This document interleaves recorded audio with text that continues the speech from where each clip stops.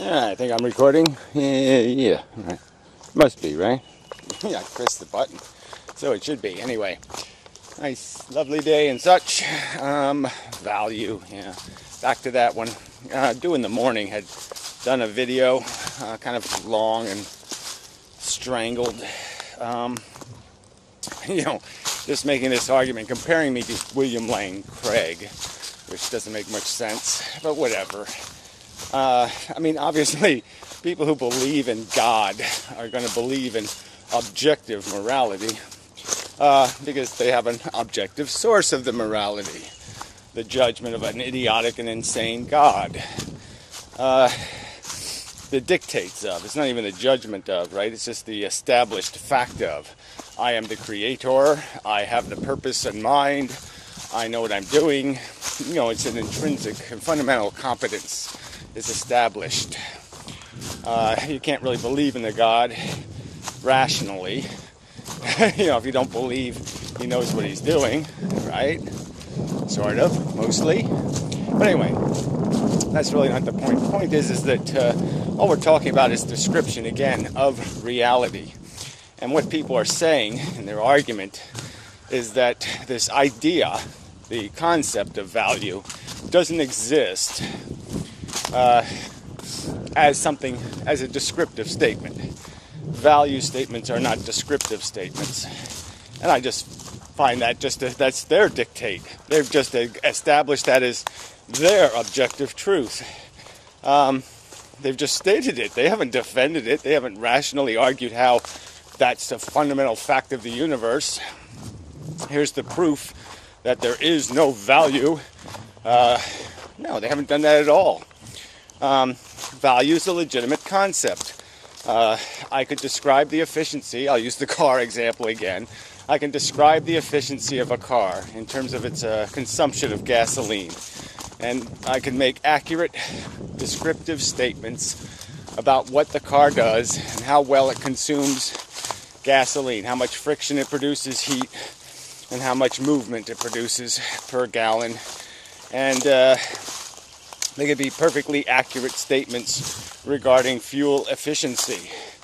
And all we can do the same thing for many things. We can say, what kind of tree produces wood, for the least amount of sunlight? The most wood for the least amount of sunlight.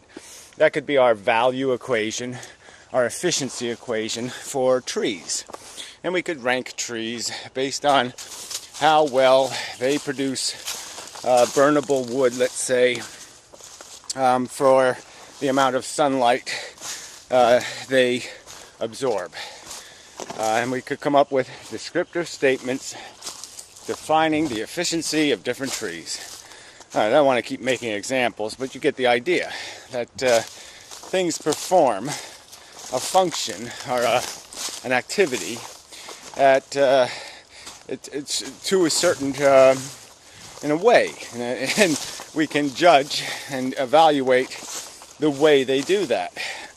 And so when we look at something like we want to say, what's the universe consuming or producing? We could talk about matter, we could talk about elements and how much of the matter is in a certain element. We can make descriptive statements accurately defining that quantity. And then all I'm arguing is that there's a descriptive truth, just like all these other descriptive truths, about this consciousness phenomenon. How much of it exists in the universe, how much of it is in a state that is lesser or better than other states. And so I'm just saying, certainly from my personal experience, certainly from everything I see about all these other sentient biological organisms, that they go through state phases. And there are states that they are in that are absolutely horrible. You're a baby elephant, you're getting eaten by lions while you're still alive. You are in a horrible sentient state. You are enduring not good performance. Your performance in terms of your value production is negative, decidedly. And this isn't an outrageous description of reality. This isn't phantasmagorical, made-up witchcraft. This isn't a destruction of vocabulary to argue that we can quite accurately describe, within parameters, the basic function, and say it's not good to be eaten alive.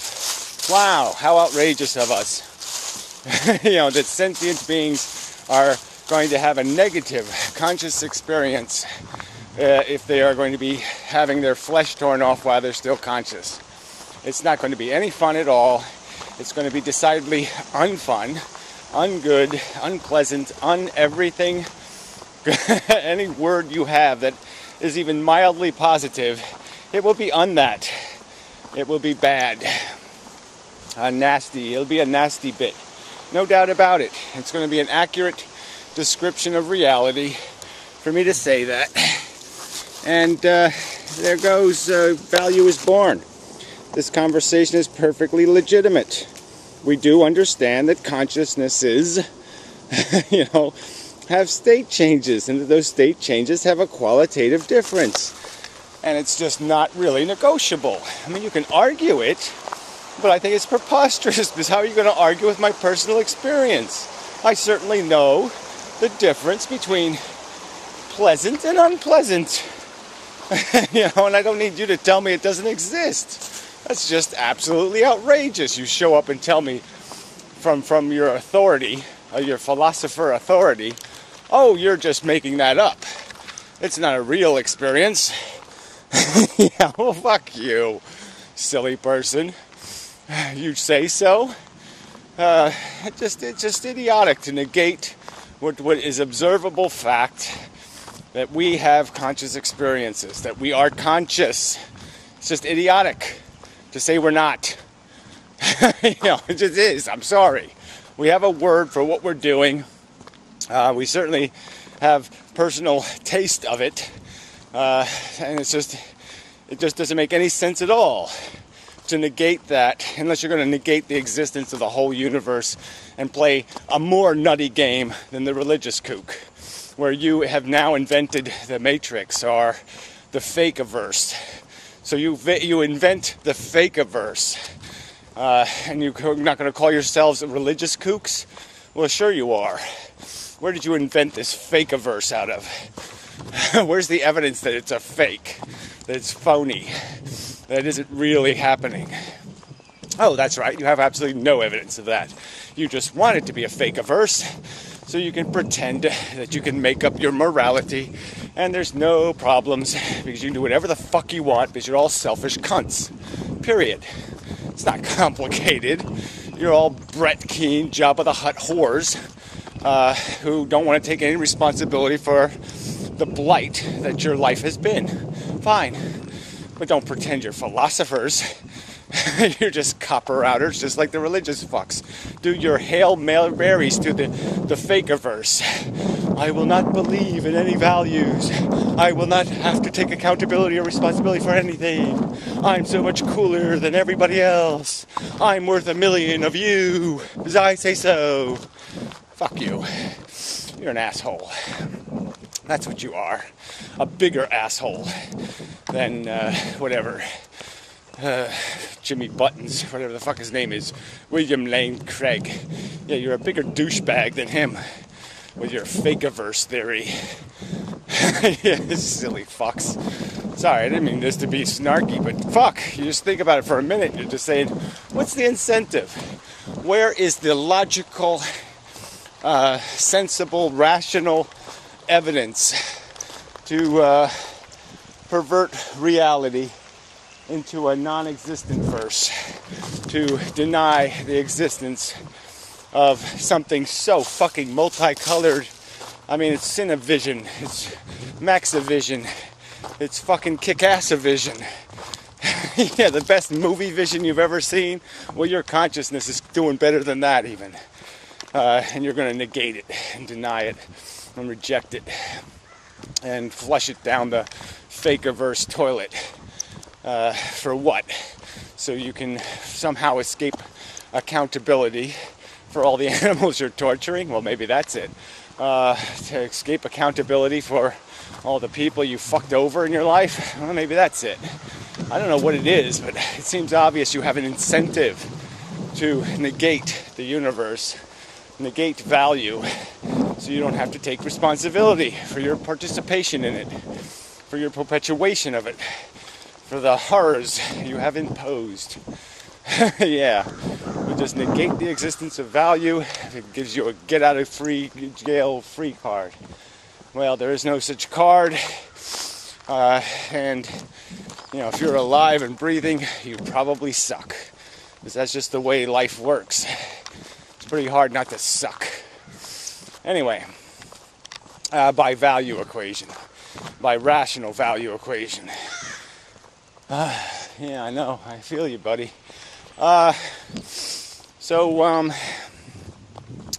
let's see. Let's make more arguments. Let's see if we can find some more ways to make it understood that statements about function, is part of is part of the logical process. Is part of modeling reality. So when I model reality, when I call things green, blue, tall, short, fat, thin, whatever, when I do that labeling, categorizing, there's no rule that says I can't categorize my own function, my own existence, my consciousness. I can categorize it. I can categorize what I'm doing, what I qualify as reasonably intelligent human life form. I can put me in a category, and those words all mean something. Human means something, conscious means something, intelligent means something. They're not non-existent categories. They're real categories. And you can confine and compose real sentences establishing theoretical truth with those category words.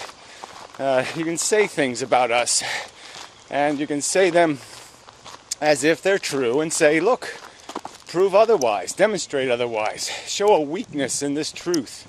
Here's a truth theory. Argue its weakness. What's the weakness in the truth theory? That human consciousnesses go through state changes that have a qualitative aspect, that they have good days and bad days. They have good moments and bad moments. Is there any way to logically argue that truth, that statement? Logically, rationally, reasonably, based on a fact theory that doesn't invent the Fakeiverse, that doesn't rely on the ungod, the negator of all reality. Can you do it? I don't think you can. Oh. Whoa. What are you doing? Little bicycle dog. Yeah.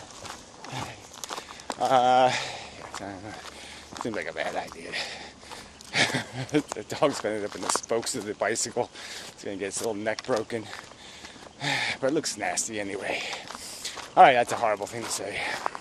The fact that it looks nasty doesn't mean it's a nasty little fucking poop shit dog. It might be terribly charming underneath it all.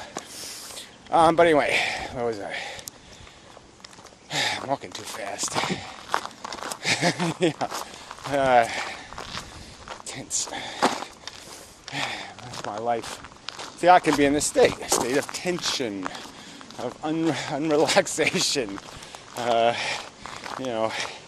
disquieted, and we can establish where that fits on a range of possible conscious states, and we can rank them for their positive or comfortability. We can rate them as states of comfortability. And then you're saying it's some sort of bold and preposterous theory of mine that comfortability equates to value. Yeah, that's just crazy talk. That being comfortable is good? Oh, hell no. No, that's a wacky theory. Why? Let's see if we can figure out some reason why that would be crazy or wacky. No, we can't. It's perfectly reasonable. Brilliantly reasonable. And damn, I forgot my spray paint again. Fuck. Well, I ain't going back to get it. I have to wait until another day. Where was I? Yeah, value. So, again, I think you have some, if you're going to state that you know the universe, you know that value is not real, that in the end, if there was some supreme and ultimate intelligence that we developed, we would conclude, it was all meaningless. It all didn't matter. That's what the ultimate intelligence would say. Yes, just pile the dead Jews up. Doesn't matter how many you pile up. It's all good. Or it's all not bad. There, that's my edict from Intelligence Mountain. Go ahead. Stick pencils in a baby's eye. It doesn't matter. Ha ha ha ha ha. As I am the supreme, all-knowing intelligence. And that's what I have concluded. That all the evidence points to, it doesn't matter. Go ahead. Stab away.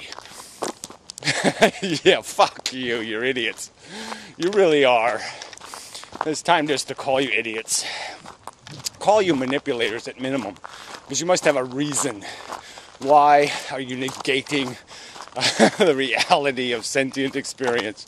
Why are you trying to eviscerate it?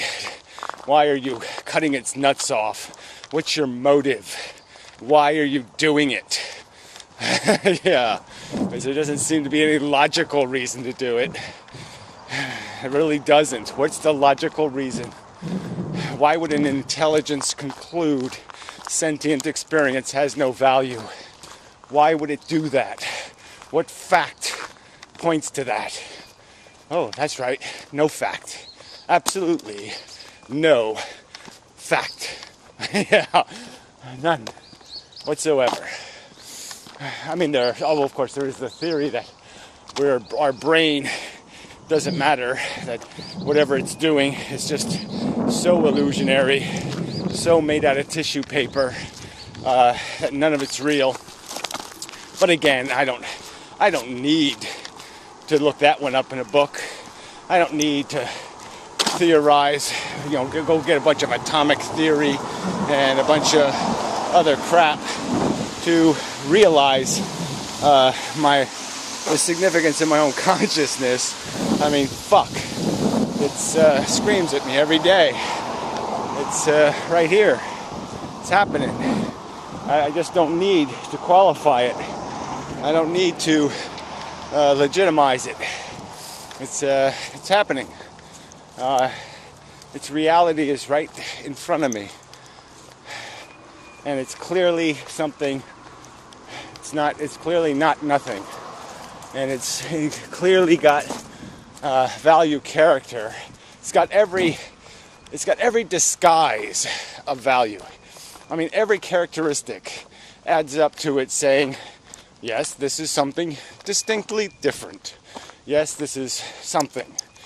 And yet, I don't see anything except your paper theory, your Fakeiverse theory, that somehow negates the reality. You're just saying so. Well, I postulate that it doesn't matter because it's happening inside a brain and it's just electricity and chemicals, and therefore it has no meaning. There, that's it. So you negate the birds tweeting, the sounds I'm experiencing, the sensations I'm experiencing. You just negate it all because you say brains are fake. What brains do is fake. Yeah, and so therefore the whole universe is fake. Therefore the experiences are all fake. And therefore you can jab babies in the eyes with a pencil and it just doesn't matter. You can do it all day long. No problem. I mean, fuck. Ooh, cool. Fish. There's fish over there. I don't know if you see those, but there's fish. Fish are swimming. Fish, no doubt, experiencing. Damn, it's hot. Yeah, that's the first day I get to say that. I'm kind of warm now. Gonna be a nice day. Gonna have to work. But anyway, I have a sniffle, allergies and such. And what else can I complain about? Yeah, so whatever. Yeah, I just don't, there's not much I can do with that argument. The brain is fake. The function of the brain is fake. Neurons are fake. Fake function. They're fakely functioning. The process is nothing because the container is active. You can't freeze it. You can't put it in a jar. The sentient experience. I think you can, but regardless, I guess that's not the argument. But whatever. I just figure that if you're working that hard to negate the reality of experience, the fact of experience, then you must be doing it for a reason. Yeah, you fucking serial killers or whatever the fuck you are. There's got to be a reason, because the facts don't give you any cause to do that. The fact of your own personal experience, which is, holy shit, I'm conscious as fuck. And tell me I'm not. Telling me you're just a synthetic projection in a Fakeiverse, and everything you think is happening isn't really happening, and there is no happening, and even if there was a happening, it's not happening in the proper place for there to be accountability for the happening, so the happening doesn't happen, or whatever. I mean, whatever. Whatever. This is really just so strangled to take away, like I said, something that's just so in your face, something so overt, something so fuck. I'm alive. I can feel it. I can tell. I sense it. And it means something. Damn it. Anyway, I think that's enough said. So, till the next time, and such, and so forth, and whatnot. Yeah, pretty much. Basically. An amazing day. That's not amazing. It's just that after the winter, these first spectacular days are spectacular.